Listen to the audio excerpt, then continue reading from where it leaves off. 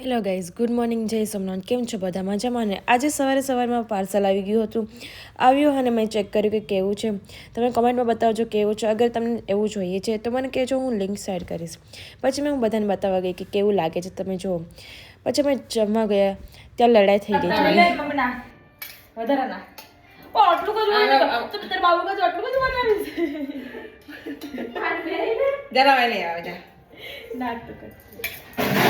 બધી છે જાને મને બા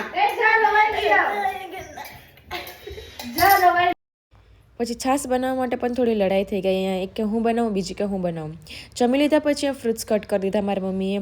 ફ્રૂટ્સ કટ કરી અને જલ્દીથી અમે રેડી થવા માટે ગયા, કારણ કે અમે આજે જવાના હતા મૂવી જોવા માટે. કેટલા દિવસથી કહીએ છીએ પણ કેન્સલ જ થાય છે. પછી અમે ત્રણેય બતાવી કે અમે કોની વોચ સારી છે. તમે આ બોર્ડ પરથી જોઈ જ ગયા હશો કે કઈ મૂવી અમે જોવા ગયા હતા. બધા ગેસ્ટ આવી ગયા હતા અમારા.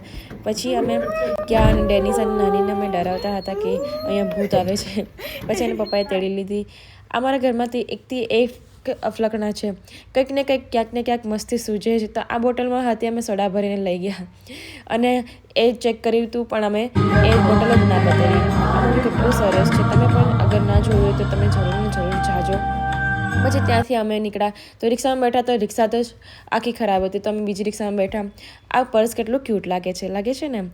મારી બેને મને ગિફ્ટ કર્યું છે, કારણ કે મને એટલી નાની ક્યુટ વસ્તુ. આઈ નો આજનો વ્લોગ જે છે આજે થોડો લેટ આવ્યો છે, because of some issues, some reasons. તો ચલાવી લેજો. Thanks for watching. Bye bye guys, મિલતે હૈ કલ.